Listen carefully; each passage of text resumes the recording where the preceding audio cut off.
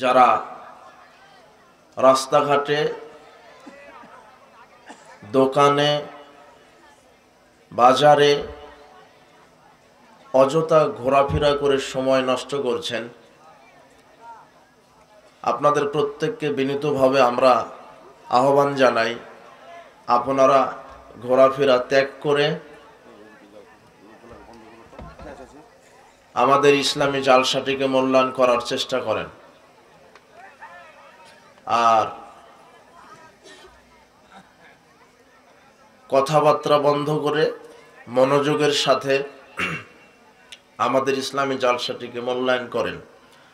আমরা আল্লাহ সুবহানাহু ওয়া তাআলার নিকটে দোয়া করি, আল্লাহ আজকের ইসলামী জালসাটিকে কবুল করো। আজকের ইসলামী জালসা আমাদের জন্য বিচারের মাঠে নাজাতের উসিলা হিসেবে কবুল করো।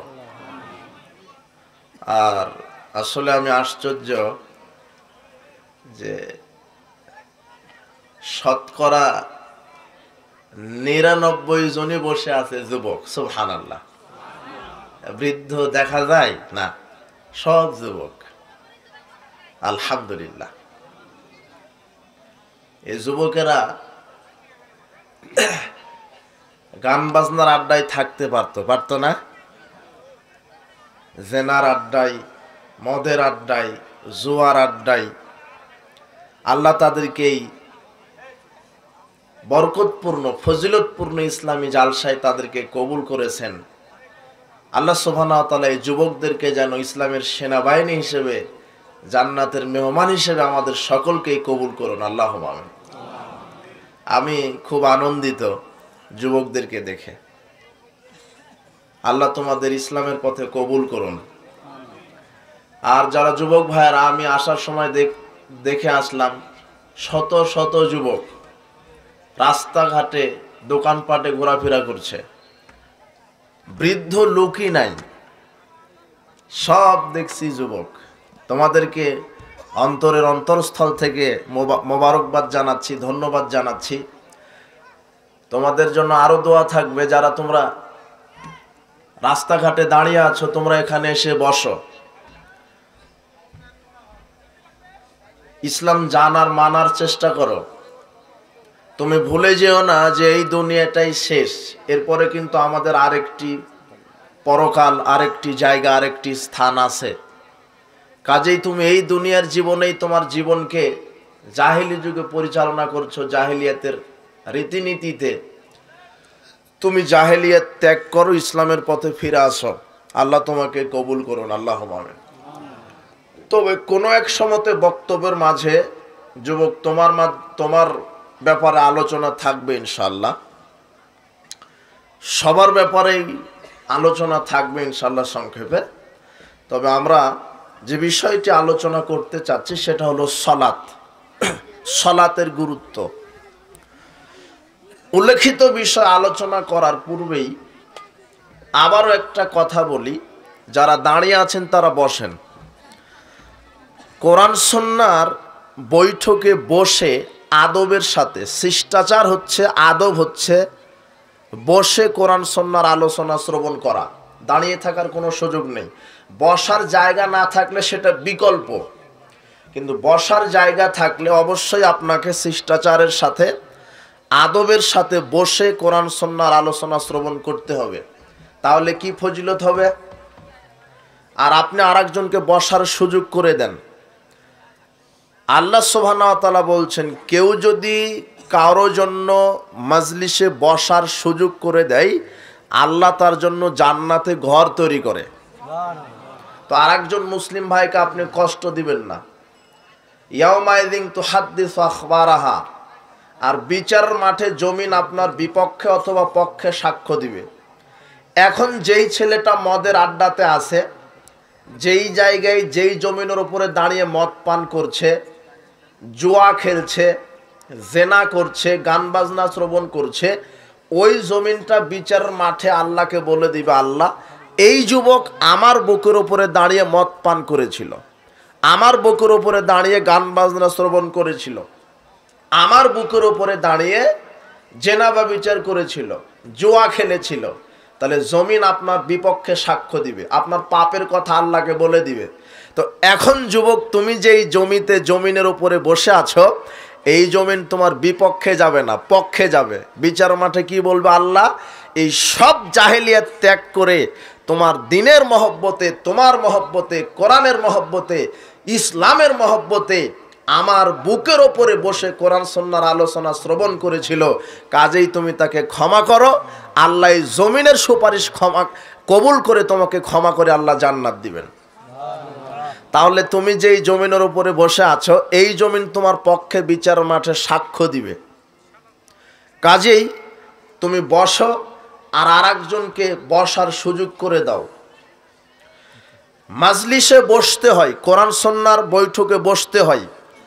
আর নারী পুরুষ সকলকে বলছি, যে কোনো গল্প, যে কোনো কিচ্ছা কাহিনী বাদ দিয়ে মনোযোগের সাথে আমাদের কথাগুলি শোনার চেষ্টা করেন। আল্লাহ আমাদের সকলকে কবুল করুন, আল্লাহুম্মা আমিন।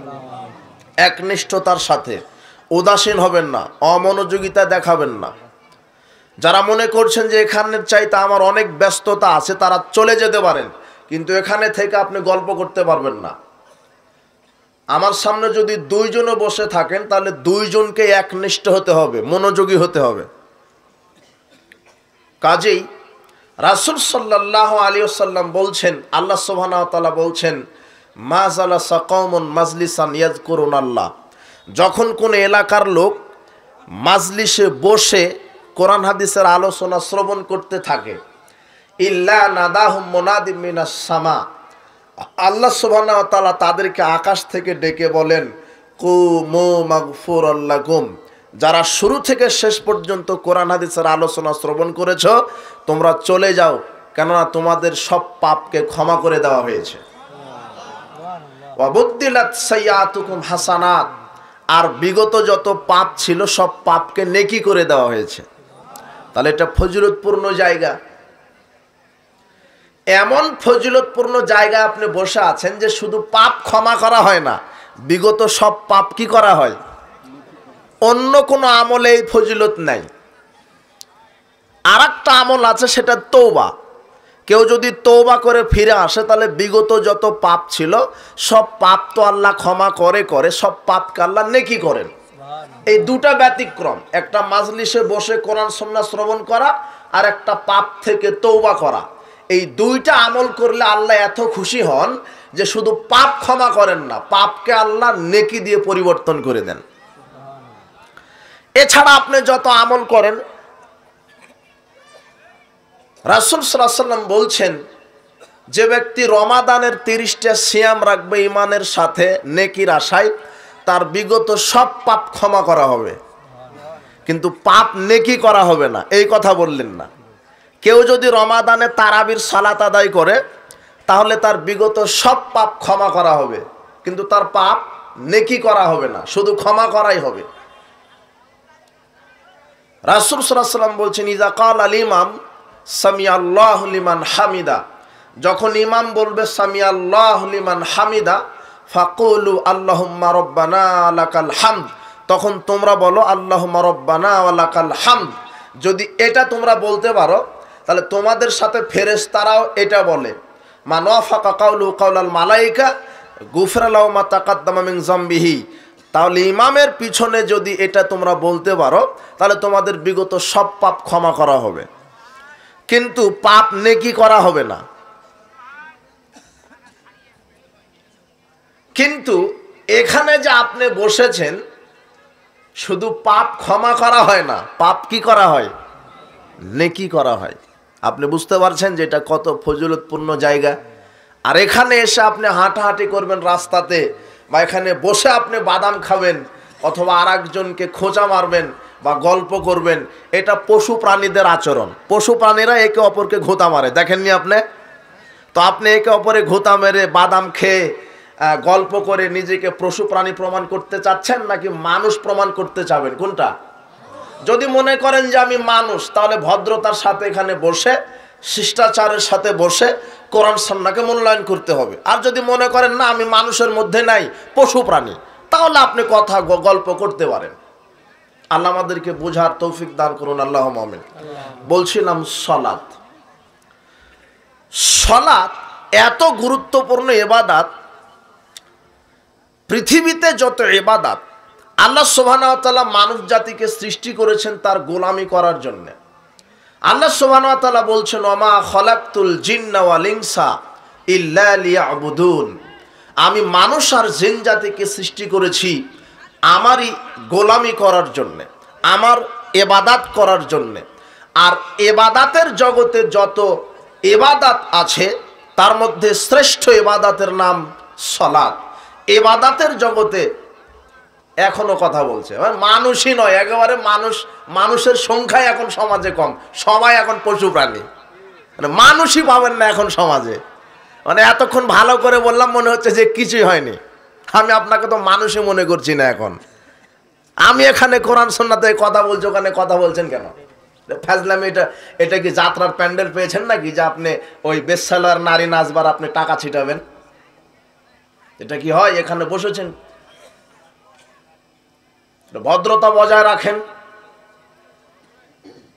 গরু ছাগল কুকুর শিগালের মতো ঘেউ ঘেউ করছেন কেন? আপনি কবে মানুষ হবেন? আপনি আগে মানুষ হন, তারপরে ইবাদত করেন। মানুষের কাতারেই তো নাই আপনি। আল্লাহ সুবহানাহু ওয়া তাআলা বলছেন যে আমি মানব জাতিকে সৃষ্টি করেছি আমার ইবাদতের জন্য। আর ইবাদতের জগতে শ্রেষ্ঠ ইবাদতের নাম কি? সালাত। ইবাদতের জগতে যত ইবাদত আছে তার মধ্যে সর্বশ্রেষ্ঠ ইবাদত হচ্ছে সালাত। এটাই এত গুরুত্বপূর্ণ ইবাদত যে এটা মানুষের কোনো বিপদ দেখে না, মানুষের কোনো ওজর দেখে না, এর কোনো বিকল্প নেই। আল্লাহ সুবহানাহু ওয়া তাআলা বলছেন, ফাসাল্লি লিরাব্বিক, মুহাম্মদ সাল্লাল্লাহু আলাইহি সাল্লাম আপনি আপনার প্রতিপালককে সন্তুষ্ট করার জন্য 5 ওয়াক্ত সালাত আদায় করেন।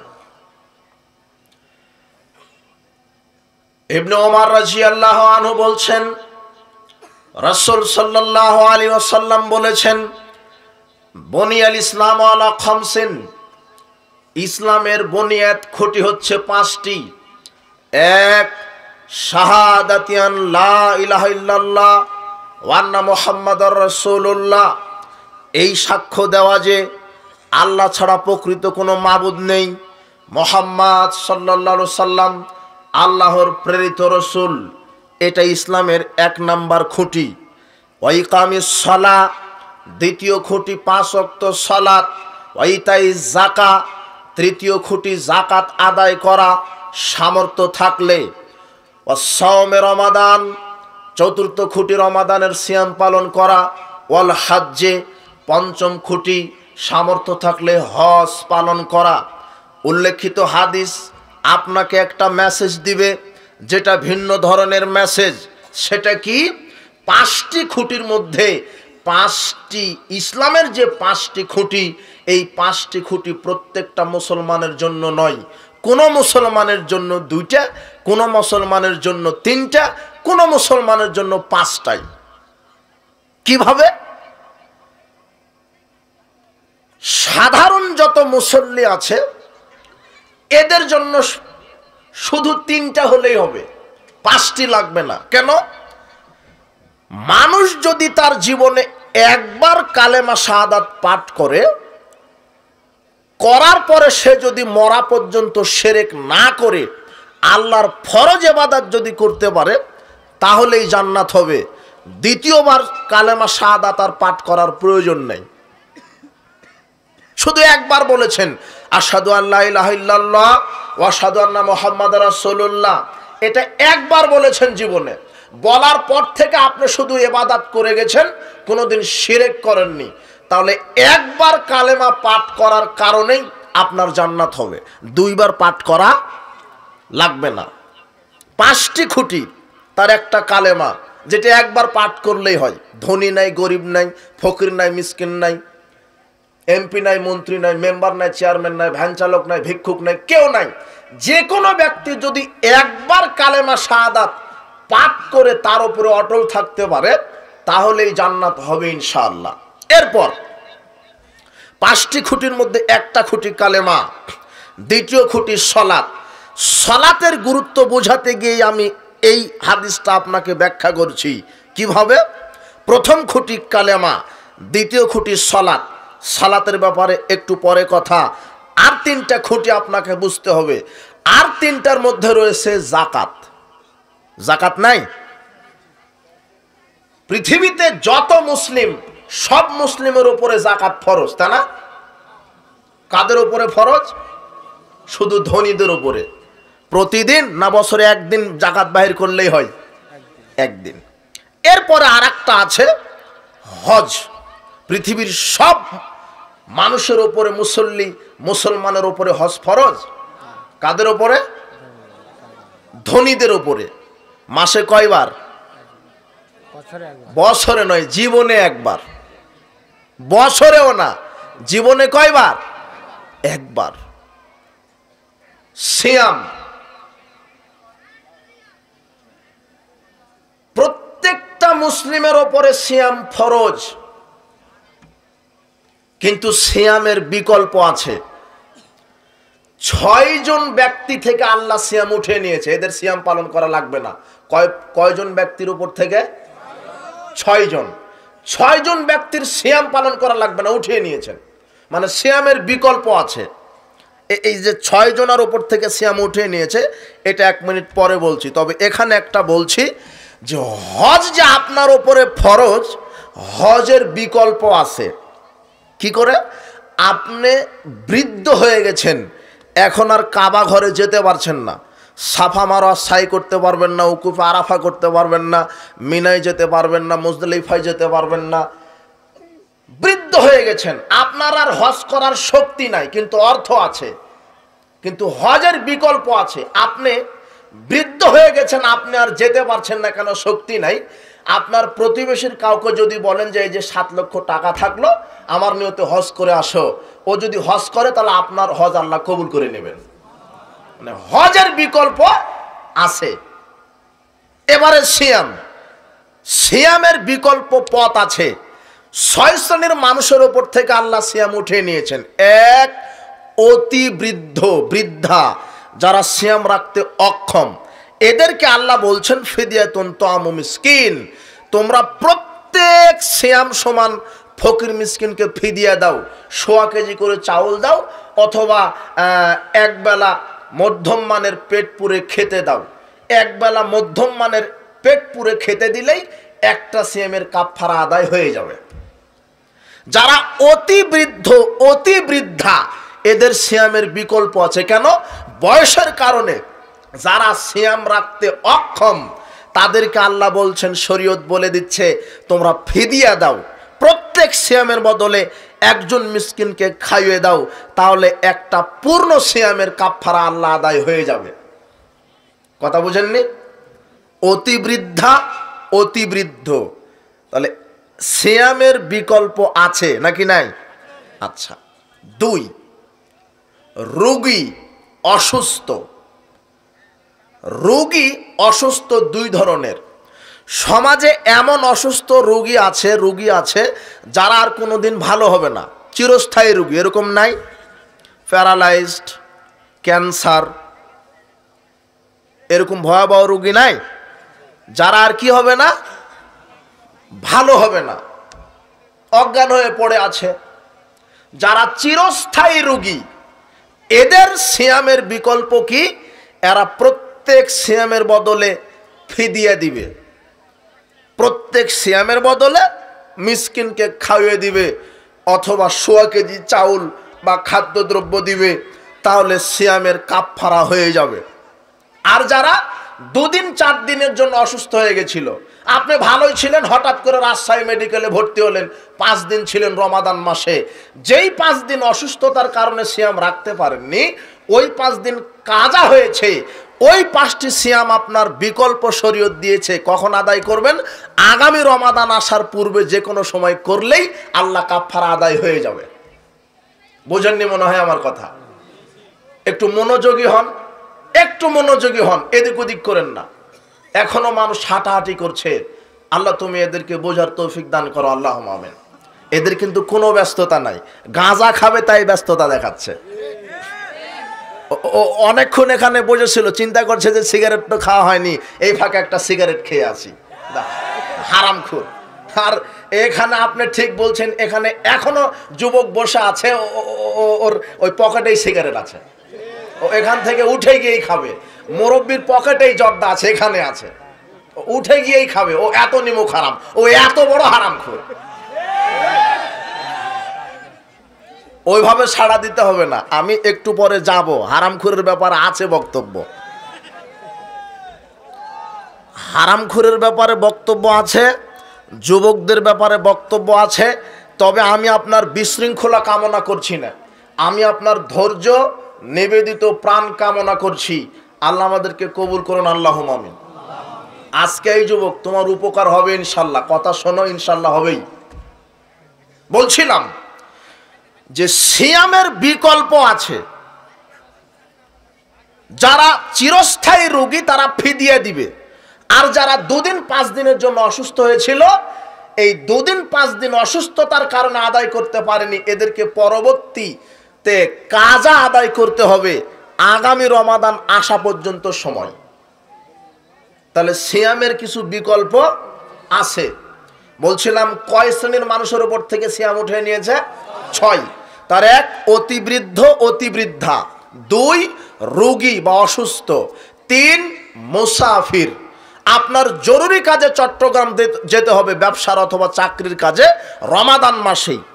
তো আপনি এই যে মুসাফির হয়ে গেলেন, বাড়ি থেকে বের হয়েছেন 5 দিন 7 দিনের জন্য, যেই 7 দিন আপনি চট্টগ্রামে ছিলেন, যাওয়া আসা করেছেন, এই কয়দিন আপনি মুসাফির।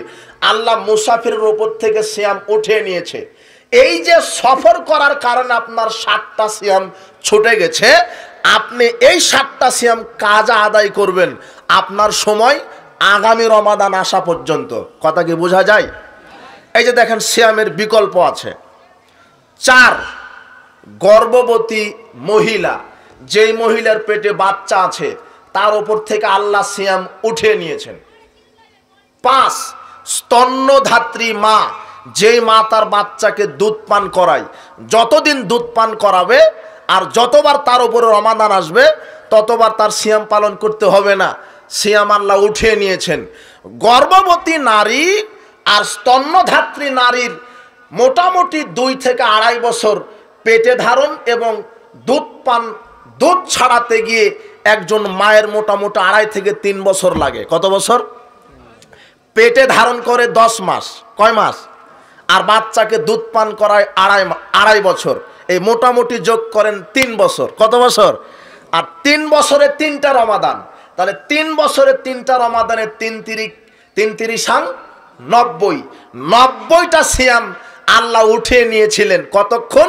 যতক্ষণ তার পেটে বাচ্চা ছিল আর যতক্ষণ দুধ পান করিয়েছে, এই সময়টা তার উপরে 3টা রমাদান পার হয়েছে, 90টা সিয়াম তার কাজা হয়েছে।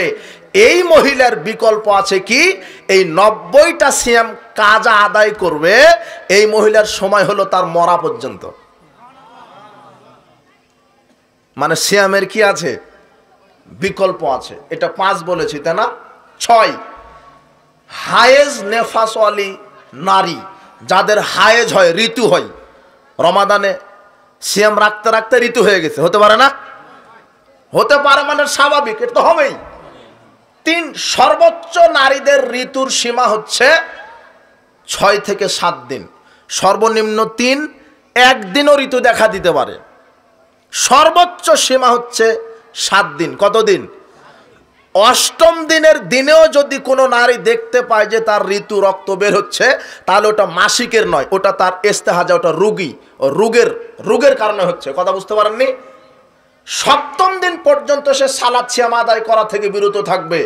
8ম দিনে যখন দেখা যাচ্ছে যে না, ঋতু বাইর হতে আছে, রক্ত বের হয়ে আছে, ওই নারী গোসল দিয়ে ন্যাকড়া বেঁধে সালাত আদায় করবে। ওটার মাসিক নয়, ওটা তার রোগের কারণে। কথা কি বোঝা যায়? এই বিধান অনেকের জানা নাই। বলছিলাম 6 জন ব্যক্তি থেকে সিয়াম উঠে নিয়েছে, তার শেষ ব্যক্তি হচ্ছে ওই মহিলা যেই মহিলার হায়েজ নেপাস শুরু হয়েছে। মোটামুটি 7 দিন হায়েজ ছিল, তাহলে 7টা সিয়াম সে রাখতে পারেনি। এখন এই মহিলা 7টা সিয়াম কাজা রাখবে, এর সময়সীমা হলো আগামী রমাদান পর্যন্ত। কথা বুঝতে পেরেছেন? এটা সিয়ামের বিধান, কাফারা। তাহলে সিয়ামের বিকল্প আছে। সিয়ামের কি আছে? বিকল্প আছে। হজের বিকল্প আছে। আপনি হজ করতে পারছেন না, টাকা আছে, কোটি টাকার মালিক আপনি, কিন্তু শরীরে শক্তি নাই, এরকম নাই, তাহলে আর বিকল্প কি? আপনার প্রতিবেশীর কাউকে বলবেন যে ভাই আমার শক্তি নাই, আমার দৈহিক সামর্থ্য নাই, টাকা দিচ্ছি, তুমি আমার নিয়তে হজ করে আসো।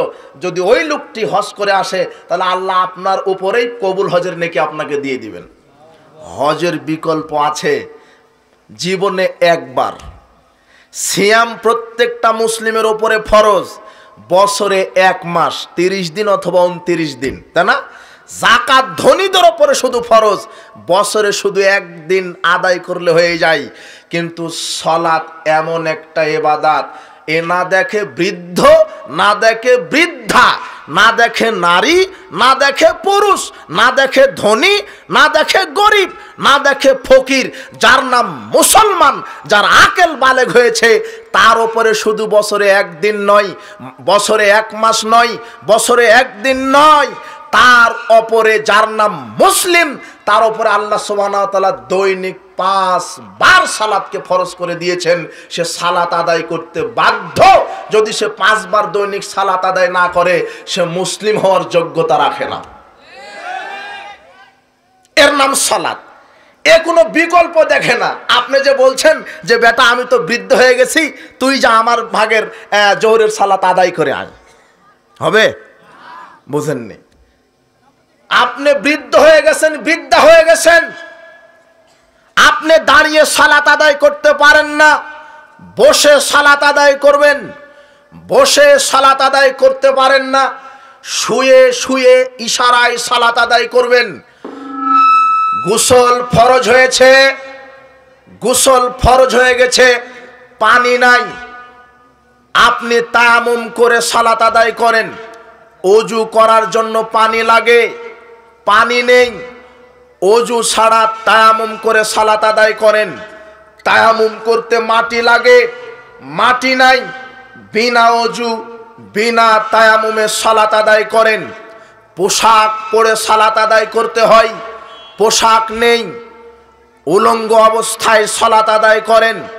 কেবলামুখী হয়ে সালাত আদায় করতে হয়। আপনি এমন জায়গাতে গেছেন কেবলা তালাশ করতে পারছেন না, ফায়নামা তুওয়াল্লু ফাসাম্মা ওয়াজহুল্লাহ, আল্লাহ বলছেন এখন তোমরা যেদিকেই তাকাও সেদিকে আমার চেহারা রয়েছে, যেদিকেই তাকিয়ে সালাত আদায় করবা আমি আল্লাহ কবুল করে নেব। সালাতের কোনো বিকল্প নাই। বৃদ্ধ বৃদ্ধা দেখে না ওযু আছে না নাই, কেবলা কোন দিকে এটা তালাশ করতে পারছেন না, আপনি অতি বৃদ্ধ বৃদ্ধা হয়ে গেছেন। সমাজে এমনও বৃদ্ধা বৃদ্ধ মহিলা নারী পুরুষ আছে যাদের পেশাব পায়খানা সব সময় বের হতে থাকে, এরকম লোক আছে না?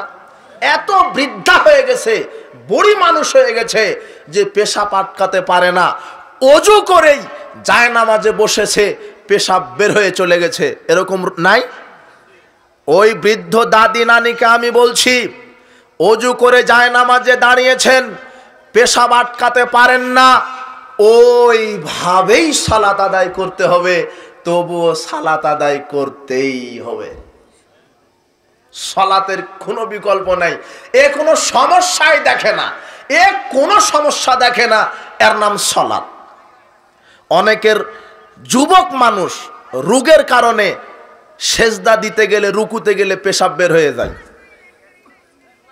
আমরা শত শত ফতোয়ার সম্মুখীন হই যে হুজুর আমার এই রোগ আছে, রুকুতে গেলেই পেশাব বের হয়ে যায়, ওযু করে যে আসবো, পেশাব করে ইস্তেঞ্জা করে ওযু করে যে আসবো, এসে যখনই রুকুতে যাই, যখনই সেজদায় যাই, তখনই পেশাব বের হয়ে যায়, করণীয় কি? আমরা বলে দিয়েছি ওইভাবেই সালাত আদায় করবেন, সালাত পূর্ণ কবুল হয়ে যাবে ইনশাআল্লাহ। তাও সালাত ছাড়া যাবে, এর নাম সালাত। আল্লাহ সুবহানাহু ওয়া তাআলা বলছেন ওয়াকিমুস সালাত